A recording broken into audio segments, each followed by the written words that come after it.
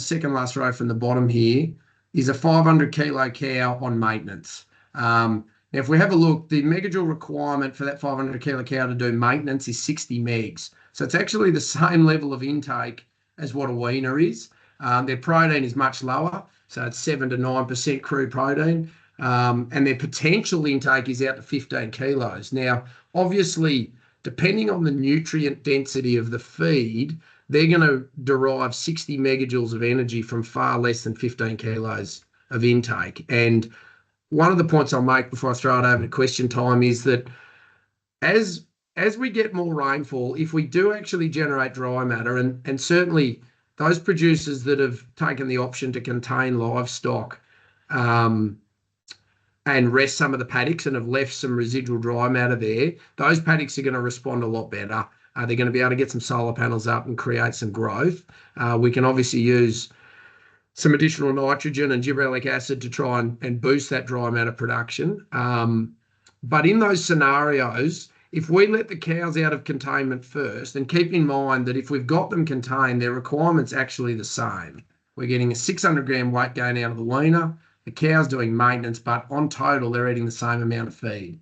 Now, if we let those two animals out, that calf, that 200 kilo weaner, is still going to go out there and eat at 6 kilos because that was its total intake. Let's assume we've got them on a 10 megajoule high protein hay or a TMR ration or hay and pellets, whatever it is. If we had 10 megajoule of energy per kilo, 6 kilos is our 60 megs. The problem is if we let this cow out, so the weaner's going to go out, it's going to eat at 6 kilos. It's probably going to actually get a higher weight gain because there's going to be more than 10 megs per kilo in pasture if it's fresh. But if we let the cow out, although we only wanted to eat a 60 megajoule, she'll now go out and eat 15, could be up to 18 kilos of pasture. So she'll eat 3 times what the weaner eats, put on quite a high weight gain and consume a lot of that green feed. So I think we often have the approach where we want to feed the weaners because we want to get a weight gain out of them. Cows, we only want maintenance. We're prepared to have them pinned down on pasture. But when we get to the point that we have a growth event and we let them out, I think it should actually be considered that we should let the weaners out first and keep the cows behind. Even if that's as simple as hot wiring them to an end of a paddock and feeding them in that paddock so that the bulk of the property is capturing some growth potential. So that was one comment I wanted to.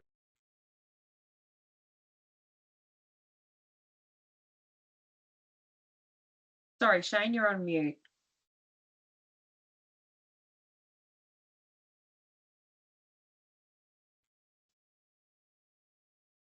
Enter, hit mute instead of next slide. Sorry, team. Yeah. While we're on that, is there any questions on that before I roll on to the next thing? I think it's an important point at the turn of the season. So, Shane, that same principle applies for sheep systems, doesn't it? 100%. Yeah, your maintenance energy requirement is identical whether you're a mouse or an elephant. It's a linear relationship. So yeah, I do apologise. My knowledge in the sheep space is not as strong as the cattle, but from an energy point of view, it's identical. So what we're saying is these animals, like those weaners, they're eating the maximum they can to get that 600 weight gain. And so when we let them out, they'll get a little bit of an uplift in performance because the energy density goes up, but their intake will be the same. But if we let those cows out, they could eat 3 times as much. And that's damaging because we don't need them to do a heavy weight gain, and we do need that pasture to accumulate. So pinning them down with low quality fodder is an approach that will help build a little bit of a feed wedge with what growing opportunity we've got. So, Shane, you just might want to unshare and reshare your screen because at the moment you're showing ourselves back to us rather than your slides. No worries. I was trying to get you to talk, but that sounds good. Yeah, you've just got me now. Is that true? Yep, that's better. Yeah. That's better. Yes. Any comments on that from the floor?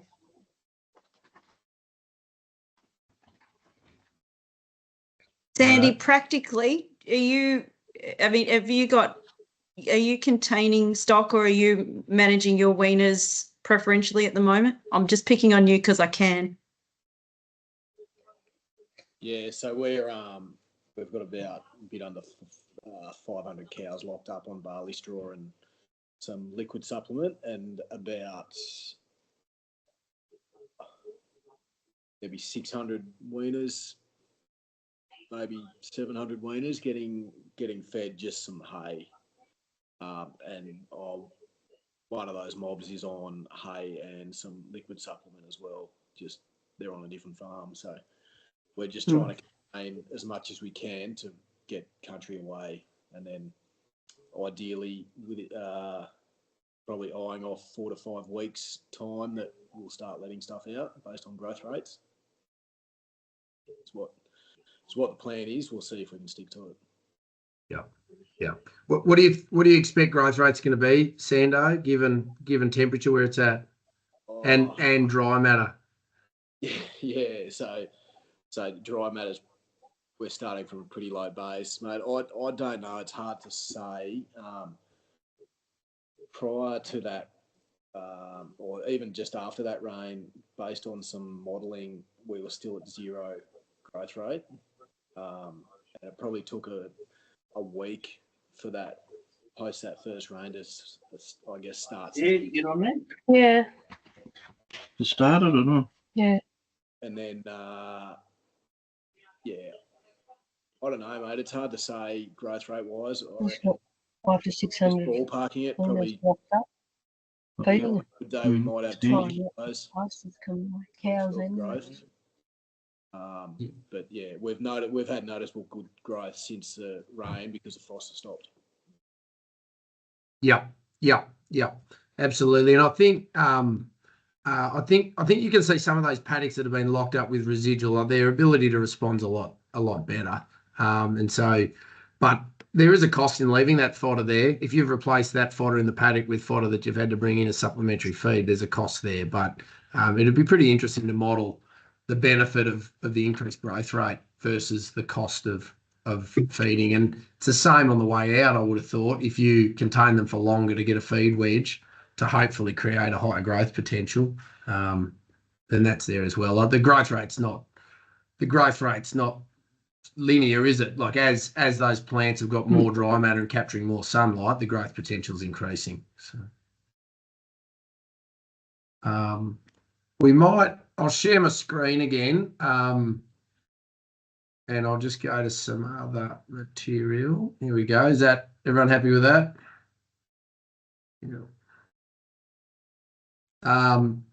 This was just the idea, effectively what I was talking about before, where if we have a look at the growth potential of animals increases as their body weight increases. So on the right, we've got the rumour, just for stylised imaging, of a 200 kilo weaner. The maintenance energy requirement for that animal is 34 megs. If we want it doing 600 grams a day, that's 58 megs, which is their numbers before. But the maintenance, if we look at maintenance, that's actually 60% of their potential intake, right? So only 40% can be allocated to production. If we look at the cow on the left, we've got a 580 kilo cow. Maintenance is 67 megs, but this is 40% of her intake. So if we let her out onto pasture, she'll in fact do 2.5 kilos a day, which we know happens when we buy light, dry cows and put them onto feed. So that's a really pointless weight gain. And I'm just trying to support the fact that it's two principles here. One is the heavier an animal is, the lower the maintenance becomes as a percentage of what they can eat on a daily basis. And secondly, if we have both of these animals out on pasture, we're going to get an excessive weight gain out of high consumption rates or high intake rates out of the cow. So just need to be aware of that. Some feeding rules of thumb, just so that everybody's got them. So confinement of cattle does save about 8 megs of energy per day, which is 10% on a typical intake of a cow. So it is important to consider confinement. If you were to save 10% of your sup feeding bill, that's gonna be significant. When we look at the utilisation of body reserves, 1 kilo of weight gain onto the animal is 40 megajoules.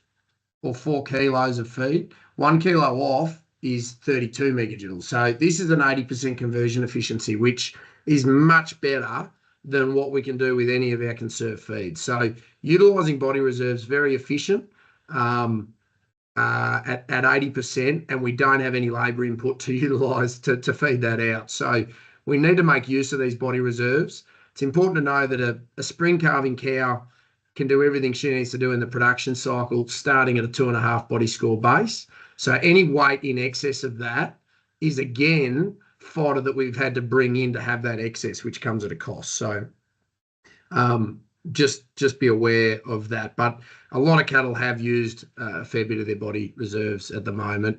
I think that you've got to have feed values to do feed budgets. I think that's fair. Too often we're using standardised figures on hays and silages, and in support of what Sandy was saying before, you've got to keep an eye on the paddock. So we can model out what we expect animals to do on a ration or what we expect pasture growth rates to be, but we really have an obligation to continue monitoring the animals, looking at body condition score on the cows, looking at weights on the growing stock, looking at kilos of dry matter available in the paddock, and correcting our plan accordingly. So to set and forget can become very, very expensive, but also very frustrating. If people think they're going to feed, I mean, the worst thing, there's only one thing worse than feeding, and that is feeding and not achieving the outcome. So if we're going to feed, we need to be using feedstuffs we have a good idea of and know how they're going to work. Some other quick rules. So when we're talking about intake, there's a very simple rule, which is the 1-2-3 rule. This is a percentage of their body weight in dry matter intake. So 1% for survival, 2% for maintenance, 3% for production. So very basic rule, but for a lot of people, they'll actually find this quite useful. So if we're going to walk into a mob of dry cows that we've got locked up, if they're 600 kilos, we want to feed their maintenance. 2% of 600 kilos is obviously 12 kilos. They're going to need roughly 12 kilos to maintain. To be more accurate, if we have a feed test, the equation is pretty simple here. It's 120 as a fixed number divided by the NDF of the feed gives an intake potential. So if we're dealing with a cereal straw at an NDF of 60, which is very common, 120 on 60 is 2%. That's our maintenance type ration. There's no way that weaners are going to do a weight gain on a 60 NDF cereal hay. If we're looking at a bale of vetch hay that might have a 40 NDF, which is very common, 120 divided by 40 equals 3%.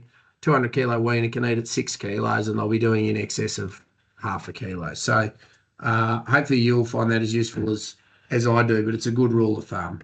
I'll just flick through. I didn't really want to give a talk on the feeding, but I did put together some information on supplementing, and I was going to make it briefer than this, and then I sort of got a bit hooked as I pulled it together. But if we look at what the macro minerals are, we've got calcium, good content in legume and most grasses, grains low in calcium. So whenever we're feeding grain to sheep or high grain TMR rations, we should consider supplementing with calcium.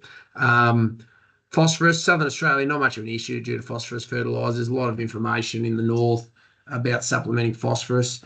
Sodium, commonly deficient in diets and really important for the absorption of other minerals. So there's a bit of a recommendation there on intake. But salt, best thing about it, self-limiting, and the opportunity to make up loose licks with, based on salt, are really valuable.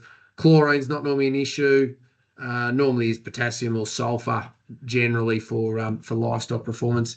Magnesium, I should have had it up the top under calcium really, but magnesium and calcium and sodium are the three big ones. Everyone will have heard of grass tetany. This is due to consumption of grass dominant pastures in lactating cows. Now we can increase the risk of grass tetany through applications of nitrogen and phosphorus. Cattle on grazing crop, good support to provide calcium, magnesium and sodium. When we're containment feeding, generally conserved fodders are going to be quite adequate for those, so they're not going to be an issue. If we go to the micro minerals, we've got cobalt, converts to B12 in the rumen. Most forages are adequate. It can be added to grain-based diets, but not normally going to be necessary. Copper, again, we don't see much copper deficiency in the area that's represented by everyone here tonight. A common deficiency in coastal soils can be supplemented if required. Selenium is probably the big one. Plays a role in reproduction, certainly in calf viability and immune competence. The original or the historical soil profiling shows lower levels southeast of the freeway, and certainly wouldn't be worried about the others for containment feeding. What's probably more interesting, a lot of people talk about ADE injections. Vitamin A is provided by grazing green pasture, and it deteriorates through the conservation process of fodder. So it's important for skin and mucous membrane health. Skin we're obviously not too worried about, but mucous membranes can be important with a lot of the functions through the animals. So we need to be adequate for vitamin A. The suggestion here, they can store this for 60 to 90 days. So the suggestion for cattle that are contained off green feed would be that if they're going to be fed for greater than 3 months, to step in and give a vitamin A DE injection. Now, at this point, that's not going to be an issue. A lot of us are hoping that, we're out of confinement feeding at least in 4 to 5 weeks, certainly by the end of July or August, start of August. But yes, I think that's a reasonable recommendation. If they're going to be in containment off green feed for 90 days, they'll need an ADE injection. That'll cover vitamin E. It falls much under the same principle. They get it from grazing green pasture, is important in immunocompetence. Vitamin D helps the absorption of calcium and phosphorus from the intestine, but they synthesise from the exposure to sunlight. So the only time we're ever going to need to supplement that in Australia is cattle fed under shelter. Any questions on supplements? I have a couple, but I want to give everyone else a go first. So jump in, guys, if you want to ask a question. Shane, I just had a question on, is any of those nutrients or micronutrients more important when we're placing animals under stress in confinement? Like, is selenium become a bit more important then? Most conserved fodders, particularly if there's grain in the ration, are very adequate in those, Sandy. So it wouldn't really worry me. I think I find it funny, like a lot of the time, like if we think about a more average year, we'd have these cattle out on pasture, we'd be short enough, we'd be utilising body reserve, their intakes would probably be less than what you're giving those cows in straw, I suspect. But the energy density of it's a little bit higher, but the micro and macro mineral profile would probably be lower. So, we confine cattle and then get this urge to, confine stock, sorry, I keep referring to cattle, but we confine stock and then get this urge to make sure that we're not missing anything else, which is valid. But my point is, on a relatively balanced diet, in the short term, all we need to be worried about is energy and protein, in my opinion. I think that conserved fodders are going to be pretty good. Are they under stress? Nutritionally, I think that we can have them fed very well. So I don't actually think they're under that stress. They're under a little bit of stress as far as some societal sort of reshuffling and living in confinement. That is a factor. Certainly, we've got dust exposure, water quality issues we need to maintain. But no, I wouldn't be changing approaches to that in the short term.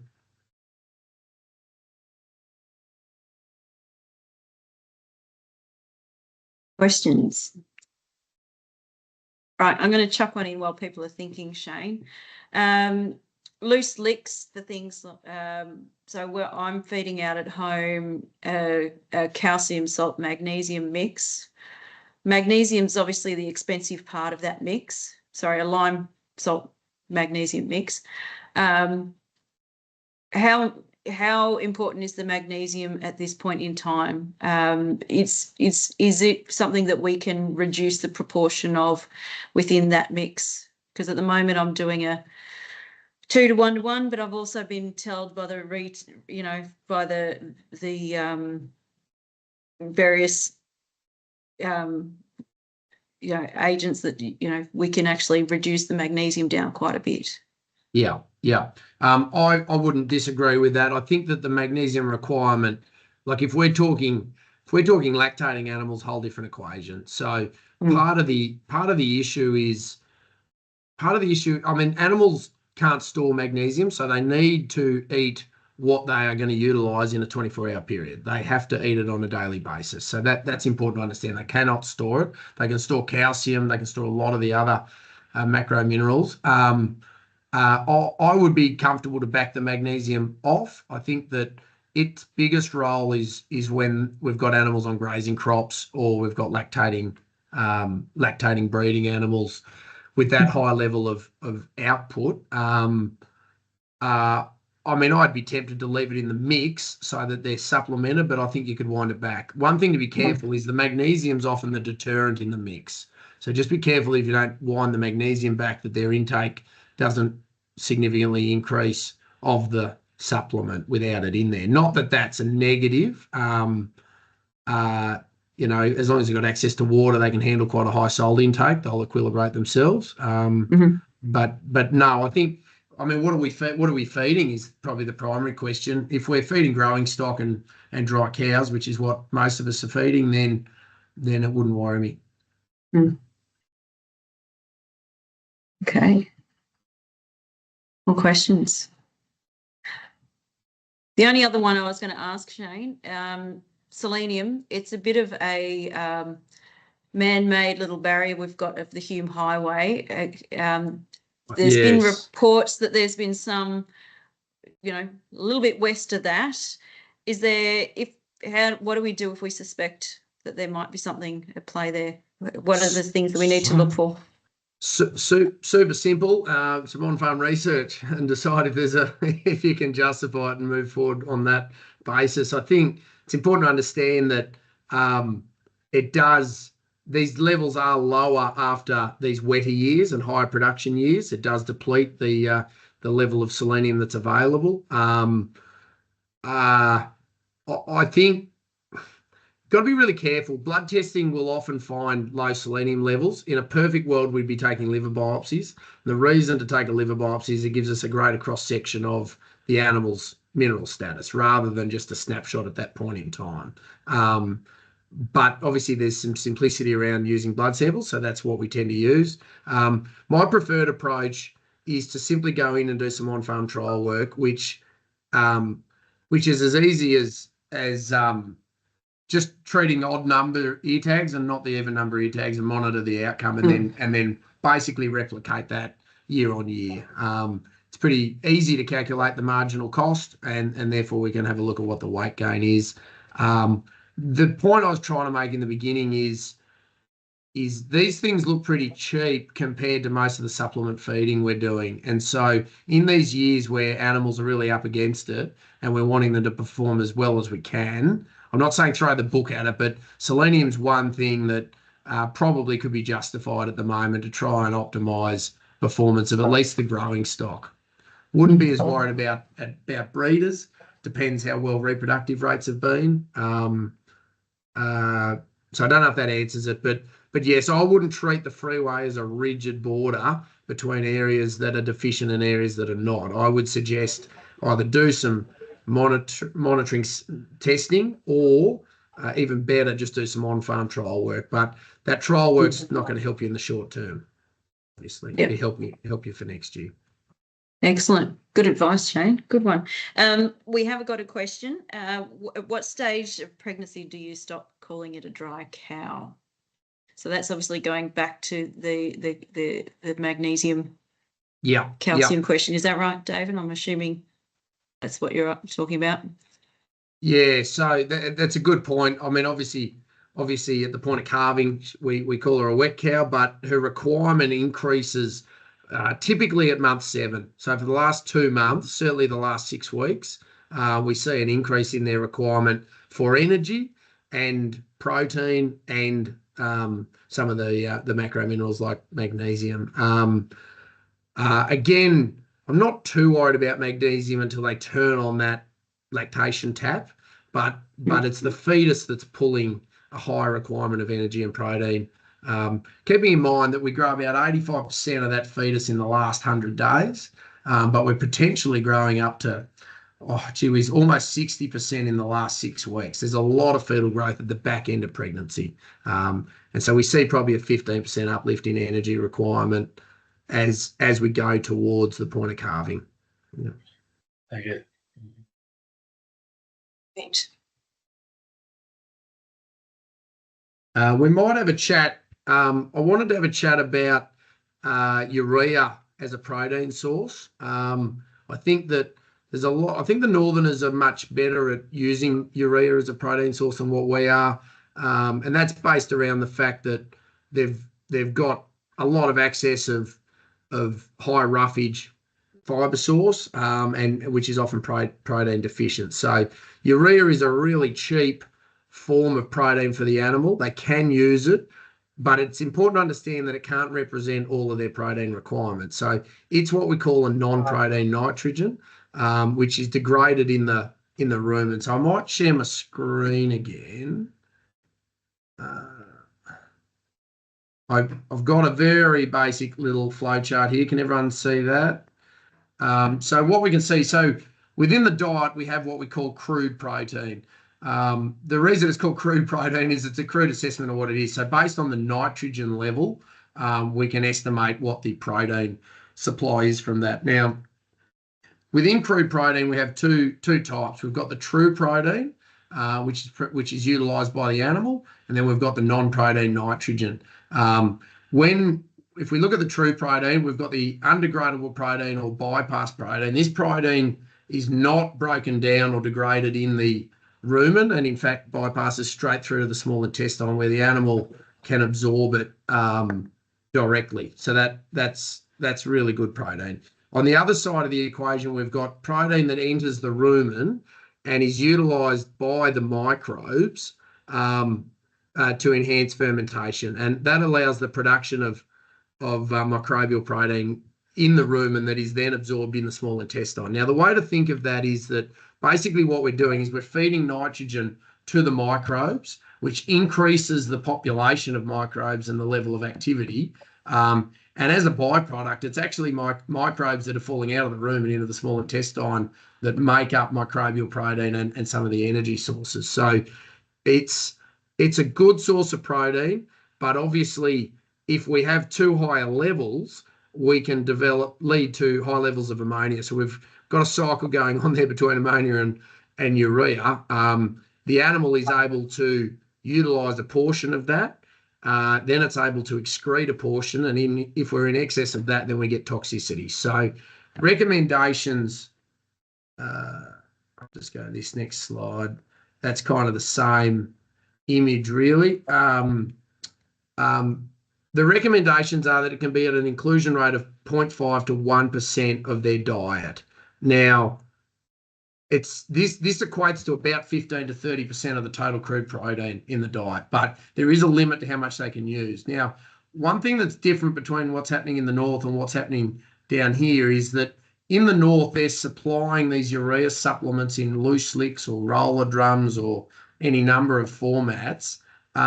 But the animals have got ad lib access to a high roughage diet. So those microbes are able to use that carbohydrate in the feed with the nitrogen to produce protein. One thing it does is improves the digestibility, which increases their intake. So you've actually got the benefit on an ad lib type ration that the supplementation of urea improves their intake, which means they can eat more, which means they can derive more energy and protein from what they're eating, as well as the fact that increasing that nitrogen level leads to a higher microbe population and more microbial protein.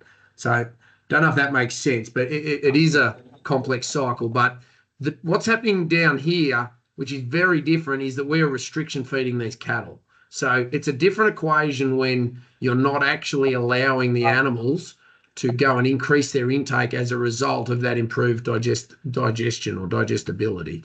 It's not to say it's not important, and it does still create that uplift in microbial protein. Sorry, I might have a question there. That's all right. Finish the topic and we'll come Yeah. back to it because it's just coming back to the loose lick. I'll answer it in just a minute, Alison. Yep. So, look, that's about it. We'll talk about the loose lick, but I think that just understanding that it can be a portion of their protein intake, but not their whole protein intake. It's different when we're restriction feeding. And importantly, really importantly, understand that calves are not actually ruminants. So calves need 100% true protein in their diet. They cannot use urea to promote microbial protein absorption through the small intestine. They are not yet ruminants. They're designed to drink milk, and they're starting to develop their rumen, but we can't use urea as a protein source in growing animals.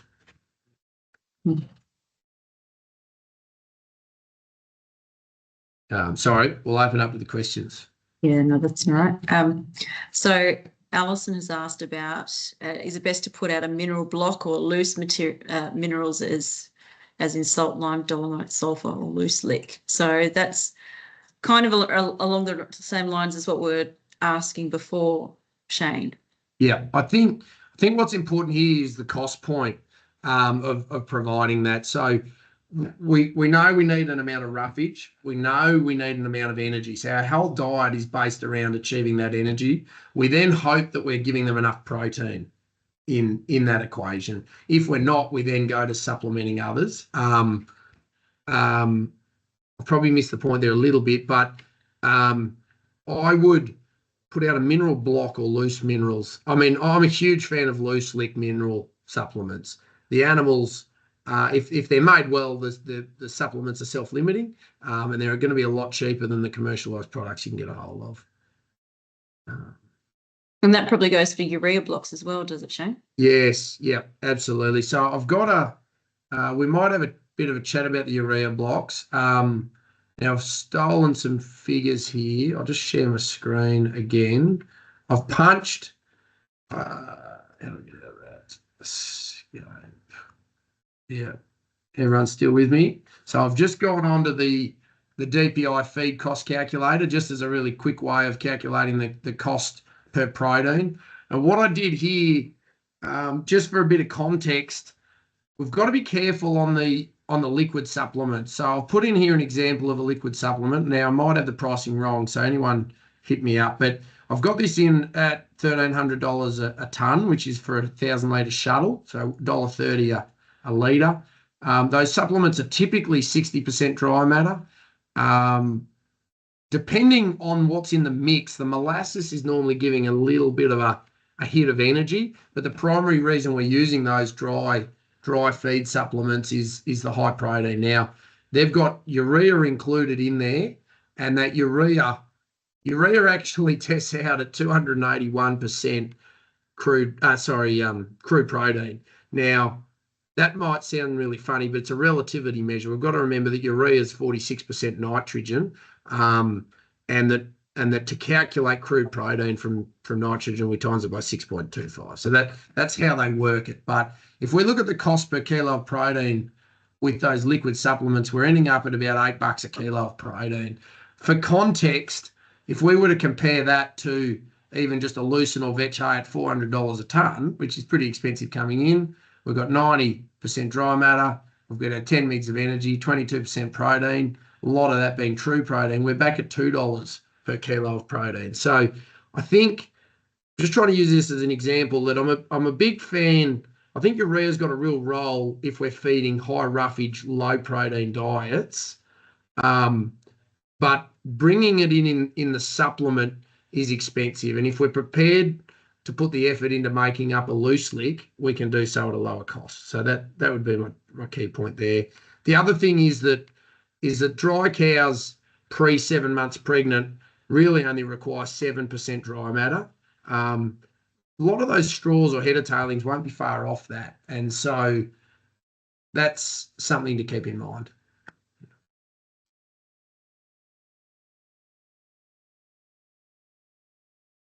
Very good.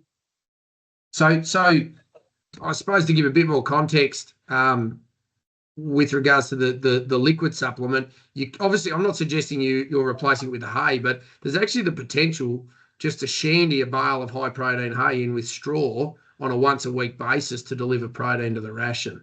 And if we can land that protein cheaper, it's the same. I suppose I'm assuming everybody's comfortable with calculating a cost per megajoule on feed that comes in, but that's where that DPI feed cost calculator can really help. But the same is for protein. So if we're worried about protein, it's about how can we introduce it at the lowest cost possible. So this is probably just a good time, Shane, to remind people that if they want to do feed tests to find out what they've got, we've got all the gear in the office there to be able to do those feed test sampling for the silage and for the we've got the kits there, so come grab one from us, and you know it doesn't take long to take it up to DPI and send it off to DPI and get it tested. It's pretty cheap, really. Yeah, absolutely. The other point I might make, and I'm sorry to keep flicking everyone around, but I'll share my screen again. The other point to make is that protein is actually a total requirement. We talk about a percentage a lot of the time, but it is actually a total gram requirement. And so if we're feeding a restricted ration, like it's all the percentages are based, I don't know if that opened, here we go. All the percentages are actually based on an average type intake, but this is the actual protein requirement of animals. So if we look at this column down here, you know, a 635 kilo cow on maintenance requires 730 grams. And that's a pretty low requirement. Now, if that animal's eating 10 or 12 kilos, that's down to 6 or 7% of her diet. And that's what that number's based on. But if we've got that cow restricted and she's only eating 7 kilos of dry matter because it's 10 megajoule hay, well, then it really needs to be a 10% crude protein ration to meet that 700 grams of requirement. Does that make sense? So we've got to be careful talking about it as a percentage. The animal doesn't use percentages of protein. The animal uses grams of protein. And so percentages are based on an average intake, but understanding what they're doing is a bit more important. And we can see, again, here's a good example. If we want a 270 kilo weaner to do 900 grams, they're going to need 800 grams of protein in their diet. And if they're only eating 6 kilos, then it's obviously well in excess of 12% protein and be 14 or 15% protein. So that one possibly confuses the point, but I'm just trying to make the point that they use a total requirement. Percentage is the way we look at rations, but if we're going to heavily restrict their intake, we've got to be a little bit aware of that. You could be feeding more than you need. Yeah, absolutely. You could be feeding more than you need, or you could be not feeding enough because you've actually got a straw hay that's only 7% and you're only feeding them half their requirement and getting them to utilise some body weight. And in that scenario, they'd be quite protein deficient, which will be fine for a short period, but at some point that pregnancy is going to suffer some degree of consequence of being protein deficient when the calf's trying to grow. All right, so Shane, it is now 8:22. We promised to finish this off by 8:30. Jess has got a couple of questions he wants to ask at the end. Do we want to open it up to just random questions now? What's on people's mind? What's the thing that's anything that you want to ask Shane at all?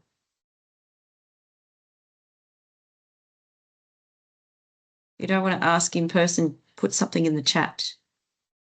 Yeah, throw it at us. It'd be Yeah. much more interesting. And that's why we're here. Shane, I've got a question. Recently changed to moving or shifted to corn for basically our grain ration for sheep at the moment. But I've noticed probably in the last, maybe they've been on a mix of barley corn for probably 10 days, and then once they went straight corn, quite a quick milk let down, and they're probably still 7 to 10 days from lambing. Didn't know whether that was normal for that type of ration, or is it just something in corn that makes them let down milk a bit quicker. Haven't lost, well, we've probably lost a couple, but like no more than normal.